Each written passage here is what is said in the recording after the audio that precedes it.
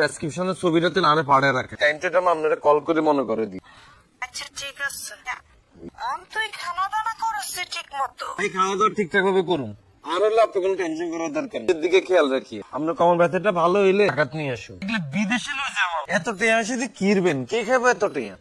আরে বাবুরে, বয়স হলে কেন অসুখ বিসুখ হয়, এটা কোনো ব্যাপার না, তুই কোনো চিন্তা করিস?